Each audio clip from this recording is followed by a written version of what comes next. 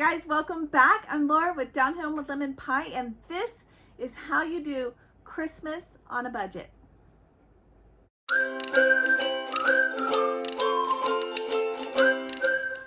All right guys, welcome back. Like I said, I'm Laura Wilkie with Down Home with Lemon Pie, and let's be honest, in today's world with inflation and everything else, Christmas is on a budget. It just is. So how do we do that where we still can have a good time? We can still bless our children with wonderful gifts and experiences. I'm going to tell you guys right now, I'm a Christian homeschool mama. I have 7 little ones. This is Mother Culture Monday. All right, guys, so over the years, as we've added more children to our home, we are a one-income home. Christmas has pretty much always been on a budget for us. It just is. We have a lot of kiddos, and our money is the same. So I'm going to give you guys some of the tips that we've used over the years to save money, to make things go furthest, and to make sure that your kids have smiles on Christmas morning. The first thing I have for you guys is to keep in mind small things can make the difference. Small experiences, small treasures, those little touches that you add to their days or their weeks or their experiences make a difference. I'm talking about things like family movie nights with a Christmas movie and a cup of hot cocoa with some whipped cream or Christmas sprinkles, whatever you have, some marshmallows maybe that are Christmas things, or like maybe they're peppermint or something special, just those little touches that make Christmas special. Another idea is making sure that you're reading all the Christmas books. I have so many videos on Christmas books. They are all in my Christmas playlist, and I'm adding a video this year of our favorite Christmas movies. So check out my Christmas playlist if you want all the tips and ideas, but just taking time each day to read those Christmas books in the evenings or whenever it is. Maybe it's just on Saturday night. If you're working and busy, maybe it's just once a week. That's okay too. As long as you take that time to just take that moment and spend time with your kiddos on like a very personal level. Another idea is doing the Jesus birthday cake. It also helps with encouraging children to remember what we're celebrating. It's not their birthday. It is Jesus's birthday, and we are celebrating Jesus, not ourselves. So it helps to kind of make sure that you reiterate that to the kiddos, that yes, you want all the toys, but remember, this is not your birthday. This is Jesus's birthday. I'll talk a little bit more about that at the end of this video. I have a fun quote for that. And yeah, some super good tips. So stay tuned to the end.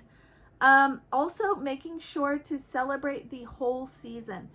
In our home, Christmas season starts right after Thanksgiving, and I absolutely love just taking and trying to do something special each week, each weekend, trying to get the family together just to do something special. And we've done all kinds of fun things. We did a family Grinch night. I shared that with you guys last year. We made some fun foods and watched the Grinch movie, and it was super fun, and the kids loved it.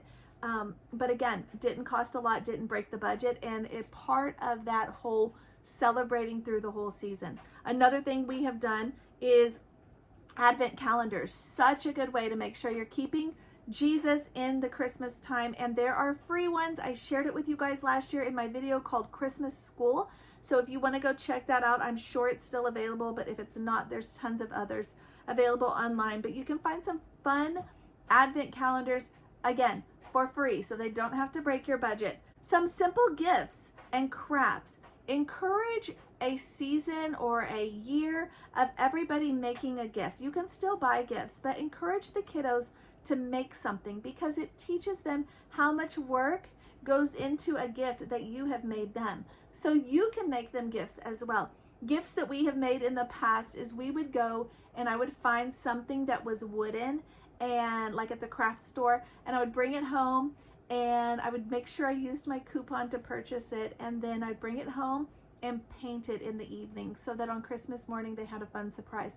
One of them that I did for the kids was the castle. It was available at Michael's. It's probably at Hobby Lobby too, and they have 50% or 40% off coupons, so you can really get a good deal on it. I think it was $15 maybe, and then I painted it and made it absolutely beautiful, and it was one of a kind, and the kids loved it. Things that are not already painted are always cheaper. So if you have a skill for art and creative niche, then I would definitely go that route. We did a farm, like a barnyard, the same way, and then we just bought the animals to go with it. We did tree blocks once, where we cut tree blocks. We did this for a while actually, and we would cut tree blocks and then you'd bake them, and I may have to show you guys how to do this, but we would bake them, and just a fun, simple, and free gift that you can do. Also, you can go to the dollar store and you can get supplies, real life supplies, and create your kiddos a doctor kit of their very own, or a store kit. I showed you guys that in my Easter video, a store kit that I did. That is linked below. But a doctor kit, you can add cute little things from the dollar store to create their very own doctor kit, and they will feel like it's the biggest thing ever. Another gift we did when we didn't have a lot of money was we made my daughter a mud kitchen. My husband found some scrap wood online that somebody was just giving away. He put it together, built a little shelfie thing. We encouraged family members to get supplies for that. I went around collecting cattails and acorns and all these fun things to put in little jars on it. And by the time it was done, it was absolutely beautiful. Such a fun gift, one you can home make and one that will be fun for the whole year. All right, so if you're looking to buy gifts, I'm not against that at all. Definitely saves time, but definitely check where you're saving money.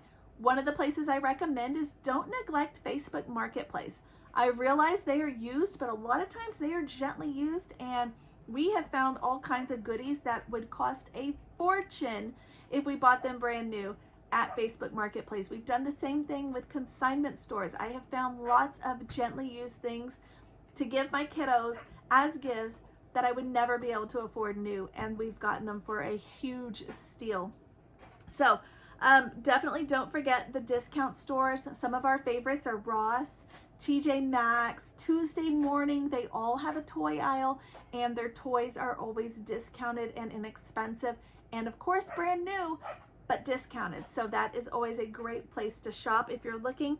And don't forget, many stores have coupons. I know that Michael's always did like a 50% off every other week, or maybe every week, and you can go get whatever you need and just go once a week and you're good. I think Hobby Lobby does 40% maybe.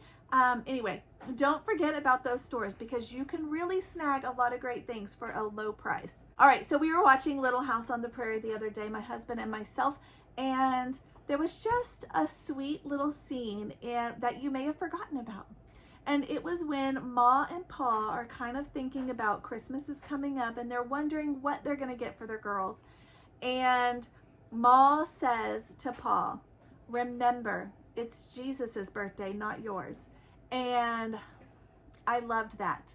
I loved that, because that is often forgotten in our society. Seriously, there's so much knowledge and wisdom in the Little House series, and it's true. It's true. And I remind my children frequently, those little girls, they got a cup. I suppose the equivalent would be like a water bottle in our day. A peppermint stick, so a piece of candy, a water bottle. They got a penny, so I would say maybe like $5 bill. And they were happy. They were happy. I think that in today's world, the world is constantly screaming at us, and we're listening, and we feel like we need to do so much more. But the truth is, it's not our birthday, it's Jesus's. And yes, Jesus loves us, but there is absolutely nothing wrong with keeping your Christmas humble and modest. There's nothing wrong with that. So another thing we actually keep commercials to a minimum. I'm sure all of you do with streaming services these days. It's very simple, but we also keep walks down the toy aisle to a minimum.